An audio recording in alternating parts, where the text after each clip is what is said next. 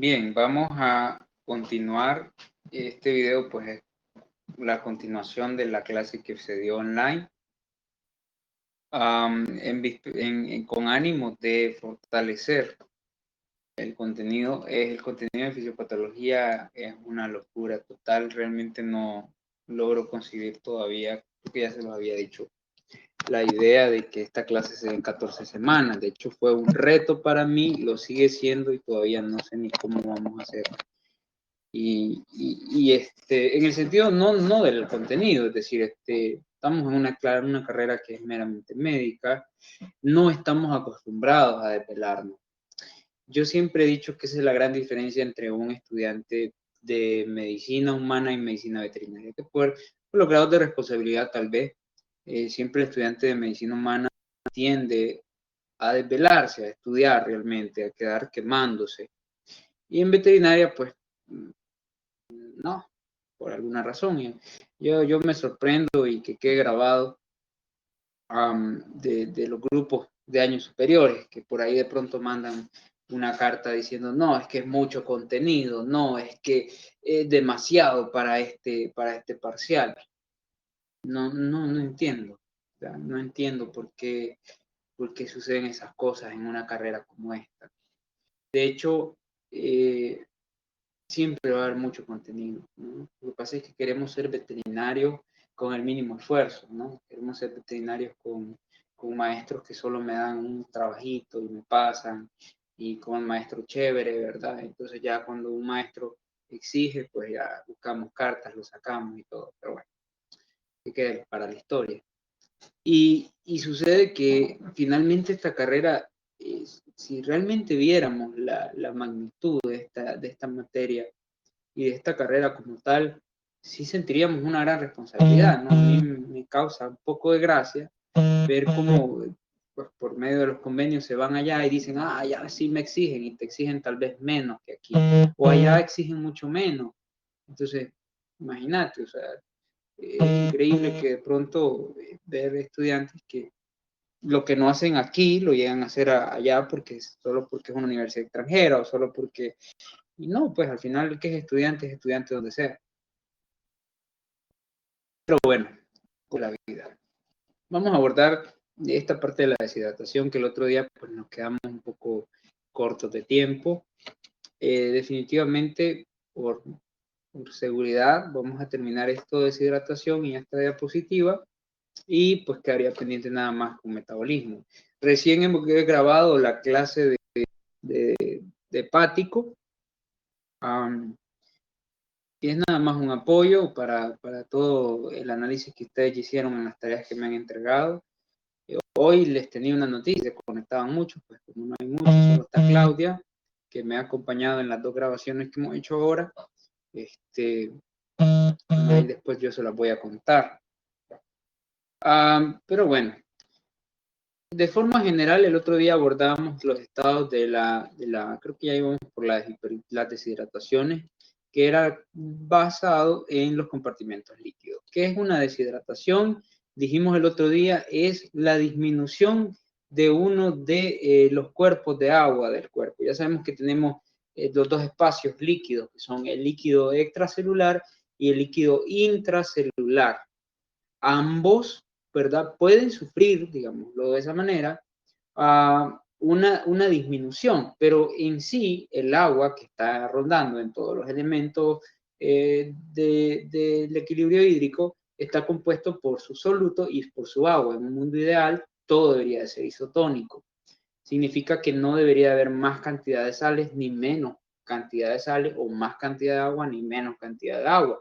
Se supone que debería de haber un equilibrio que se llama isotonía, que mantiene los grados de osmolalidad en su sitio correcto. Entonces, el término de deshidratación no es solo que no hemos bebido agua, deshidratación es la disminución de uno de los compartimentos. Ya sabemos que por regla general el agua siempre va a correr donde hay mayor concentración de soluto, y basado en eso, pues vamos nosotros a entender esto. Primero tenemos una deshidratación que la nombramos, creo que la habíamos visto ya el otro día, que es la deshidratación de tipo hipertónica. ¿Qué es una deshidratación hipertónica? Es una deshidratación que cursa con un aumento del sodio. En esta deshidratación lo que hay es que el sodio del líquido extracelular, porque las deshidrataciones se estudian desde la perspectiva del líquido extracelular, se aumenta, ¿ok? ¿Y esto por qué se da? ¿Por qué se da ese aumento? Bueno, es un aumento relativo, porque lo que pasa aquí es que se disminuye el agua, ¿ok? Por eso a esta deshidratación hipertónica le dicen deshidratación verdadera, porque aquí lo que tenemos es un aporte insuficiente de agua o bien una pérdida excesiva de agua, ¿verdad? Estoy perdiendo mucha agua o la estoy recibiendo en pocas cantidades. Estas son, digamos, las causas generales de la deshidratación de tipo hipertónica o deshidratación verdadera. ¿Qué sucede entonces? Al perder agua, el sodio del líquido extracelular se acumula, ¿verdad? Y este, obviamente, se deshidrata, es decir, pierde agua. Y aquí entramos en un estado de hipernatremia. Recuerden que el líquido extracelular corresponde a los líquidos intersticiales, el líquido de secreción y principalmente el líquido plasmático. Es decir, el plasma que recorre la sangre es el líquido intersticial, la porción de líquido intersticial más grande que existe. Entonces, al irse el agua, tenemos que los solutos se acumulan en grandes cantidades. Y esto ocasiona un estado de hipertonía del líquido extracelular. Supongamos que este es el líquido intracelular, ¿verdad? Y este es el líquido extracelular. Entonces, ambos tienen dos cosas, agua y solutos, ¿ok? Agua y solutos. Esta es la regla general de la osmolalidad. ¿Qué dice la regla de osmolalidad? Bueno, que si en alguno de los casos disminuye el agua, aquí quiere decir que este líquido extracelular se vuelve hipertónico en comparación al líquido intracelular. Entonces, como está hipertónico, ¿qué es lo que sucede? El agua migra a donde hay mayor concentración de solutos. Entonces, aquí vamos a tener migración de líquido intracelular a líquido extracelular. ¿Ya? Ahora, ¿qué es lo que busca esta agua? Busca la nivelación de los elementos, que haya igual parte de agua adentro que afuera para entrar en el estado de isotonía. ¿Estamos?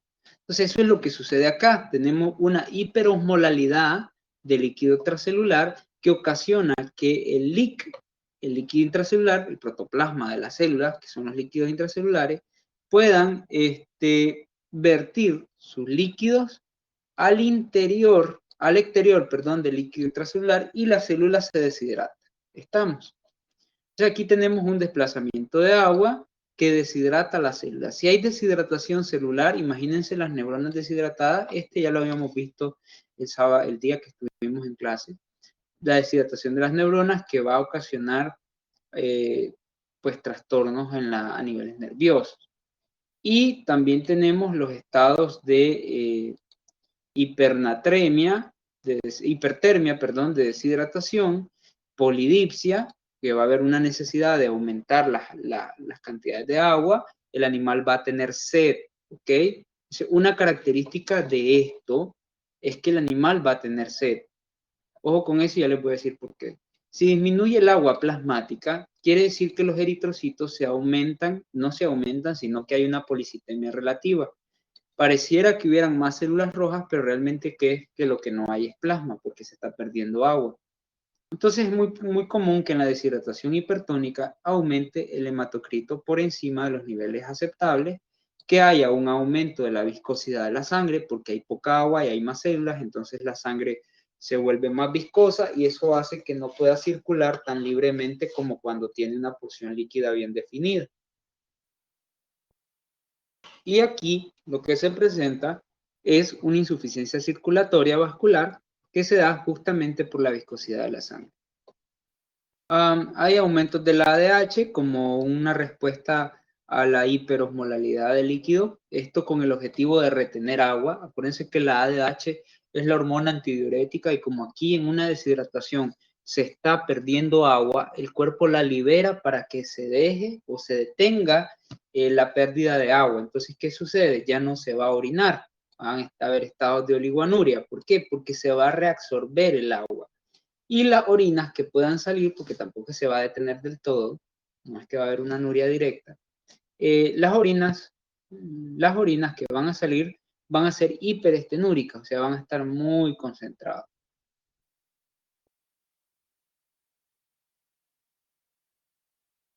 Okay.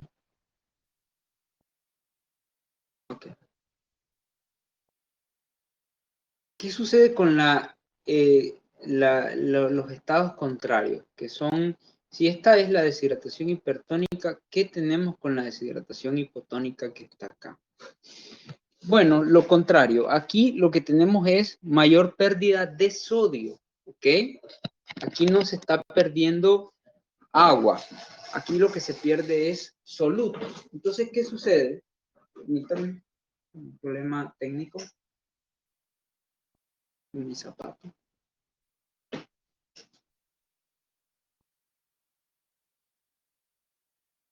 Entonces, ¿qué sucede aquí? Que tenemos una mayor pérdida de soluto que se utiliza el sodio porque el sodio es el soluto principal. Es decir, siempre el sodio va a marcar una diferencia en cuanto a concentraciones de solutos porque él es el principal de todo.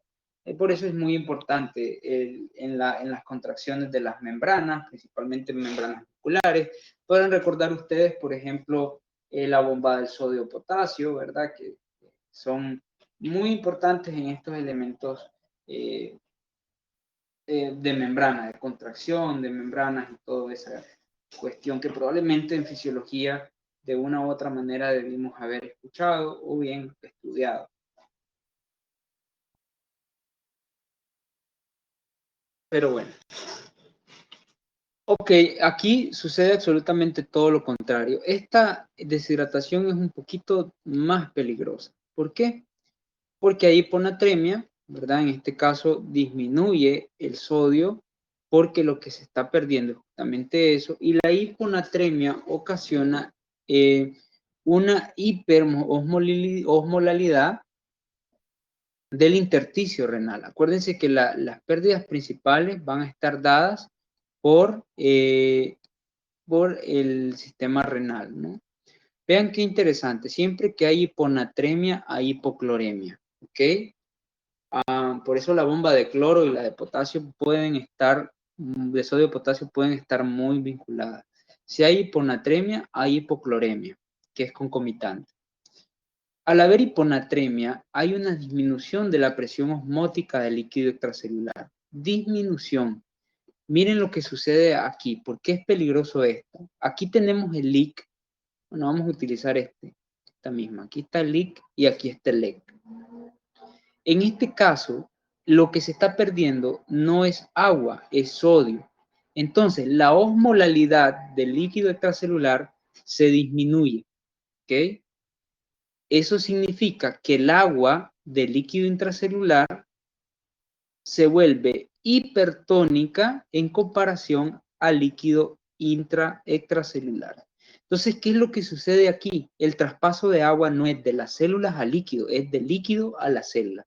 Todo el agua del líquido extracelular migra al interior de las células, al líquido intracelular, y a esto se le conoce como estado de hiperhidratación. ¿Y cuál es el problema de este tipo de deshidratación hipotónica?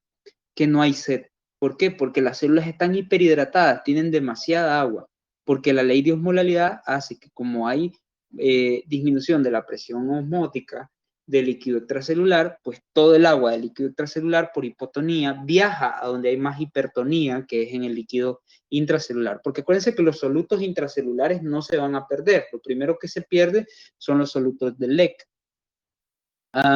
Esta deshidratación del líquido, el movimiento de agua del líquido hacia el líquido intracelular hace que se deshidrate el líquido extracelular. Entonces vamos a tener hipovolemia porque todo el agua del plasma pues va a migrar al interior de la célula.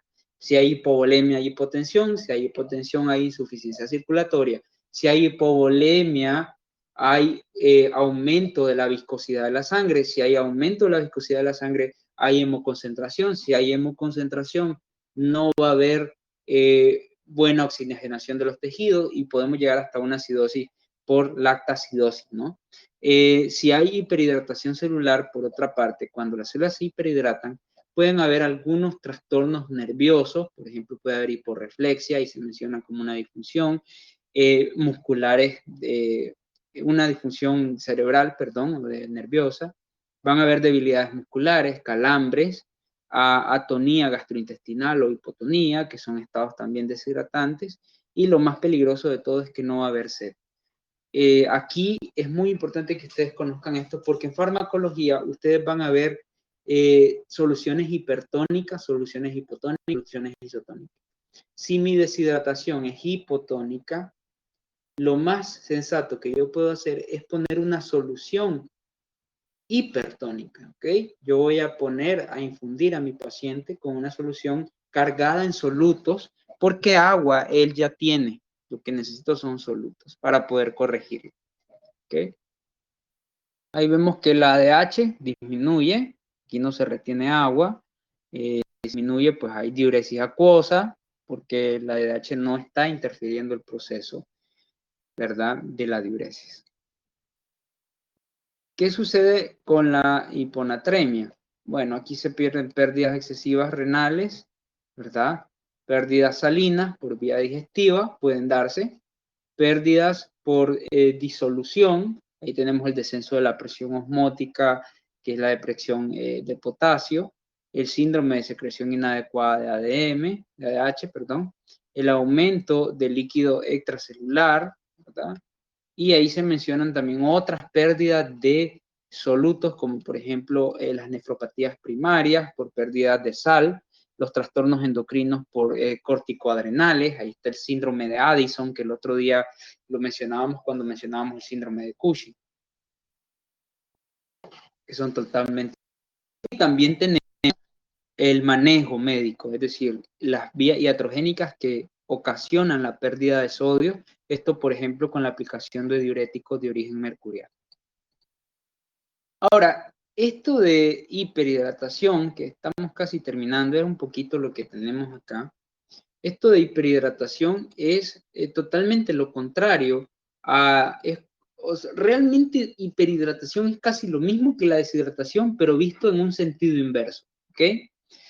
Hay hiperhidratación, hay isodhidratación, hay hipohidratación, pero cuando hablamos de hiperhidratación es la misma deshidratación en un sentido inverso, ¿no? Estamos hablando de que hiperhidratación sería o sea, la hiperhidratación del LEC. Acuérdense que esto se ve desde el LEC. La hiperhidratación del LEC sería la hiponatremia o la deshidratación hipotónica. Por eso se le dice que es un sentido inverso. Bueno, hidratación, nada que ver, ¿verdad? Ahora, la hiperhidratación hipotónica, que es hipertónica e isotónica, la hipotónica es la hiperhidratación la hipohidratación del líquido extracelular es justamente la hipertónica, o sea, es lo reverso, no acuérdense. Porque en la hipertónica, el líquido intracelular vierte sus agua al líquido extracelular. Y en el caso de la hipertónica, de la hipotónica, son el líquido extracelular que vierte su sustancia al líquido intracelular. Entonces se hiperhidrata, ¿no? Hay hiperhidratación hipertónica porque se hiperhidrata el líquido. Hay hipohidratación hipotónica porque se hipohidrata el líquido. En este caso, atendemos en sentido inverso. ¿Qué significa eso?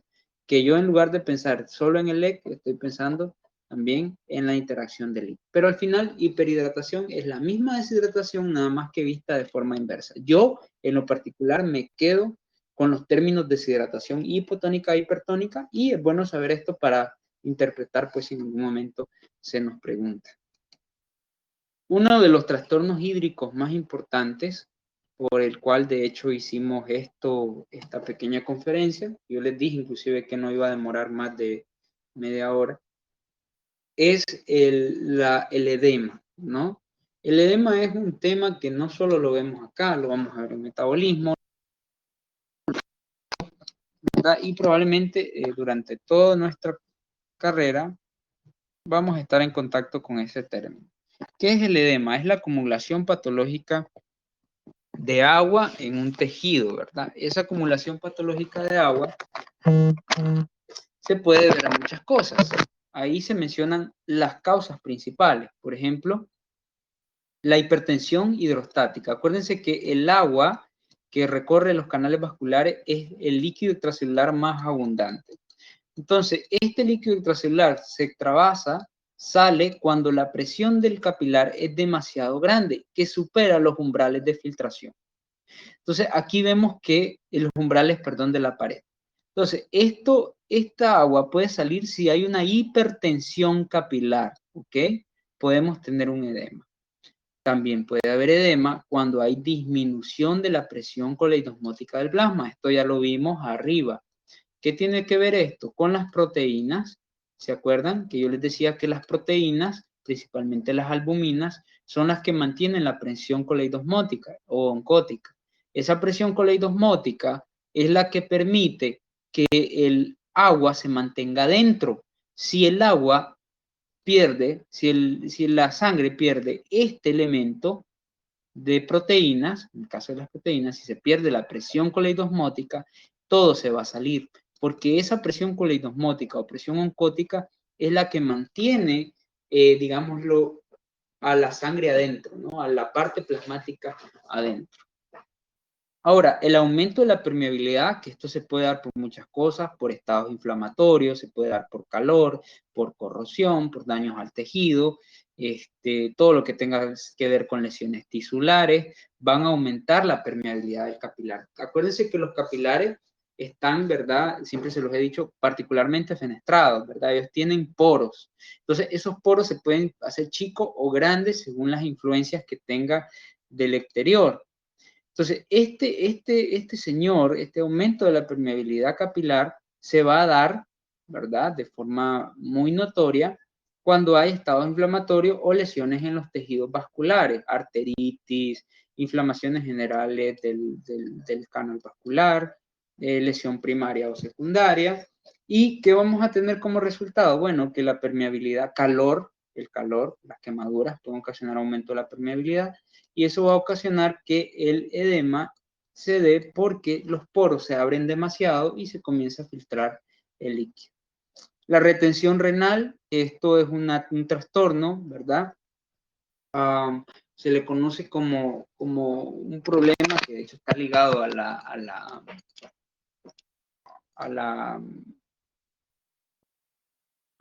hormona antidiurética, ¿verdad? Acuérdense que la hormona antidiurética, ella retiene la diuresis, retiene agua. Cuando hay, por ejemplo, hipersecreción de la hormona antidiurética, podemos decir que nos encontramos frente a un estado de retención renal. O cuando simplemente haya retención de agua por alguna necesidad o algún mal funcionamiento del riñón, pues esa agua se tiene que acumular en un lado, no se va a quedar ahí, ¿verdad? Entonces ahí también puede haber un vínculo de esta patología con el aumento de las tensiones y vamos a ver que tenemos agua. La obstrucción linfática también, es decir, acuérdense que en la linfa se mantiene en constante movimiento según nuestros movimientos musculares. Entonces, el drenaje linfático recoge el agua de los intersticios celulares, es decir, están las células, pero entre medio de las células hay intersticios. Entonces, el sistema linfático recoge todos esos intersticios y mantiene en movimiento para que el agua no se acumule. Si tenemos una obstrucción linfática o un trastorno de circulación linfática, por eso es bueno hacer ejercicios de cualquier tipo. ¿Por qué? Porque el sistema linfático no tiene un corazón. Lo que mueve al sistema linfático son los movimientos musculares. Entonces, si nosotros tenemos una vida sedentaria, probablemente podemos sufrir un edema linfático, ¿ya? Porque se acumulan aguas que no se recogen. Es muy común, por ejemplo, en los adultos que tienen problemas de circulación linfática, que pierden la huella digital, porque el agua que se acumula en los intersticios les vuelve liso el dedito, ¿no? Ustedes saben que nosotros, la huella digital es como, como un patrón único, ¿no? Hay gente que no puede leer su huella digital porque tal vez tiene trastornos linfáticos. Entonces, todas estas causas nos pueden llevar a la aparición de un edema, ¿verdad? No sé, Claudia, si tiene alguna pregunta. No. Claro. Bueno, me parece extraño que no se conectó nadie, porque era poquito. Yo les dije que no nos íbamos a demorar mucho. Pero bueno, ya supongo que se dio por entendido, pues. Ok, vamos a cerrar la sesión. Esto de metabolismo todavía nos hace falta cloro, potasio, creo que calcio y otras conferencias que yo voy a estar grabando. No sé cuándo van a ver esto, pero igual el próximo día tenemos nuestro examen, pues, que es de digestivo. La prueba, ¿Estamos? después de la prueba vamos a tener clase.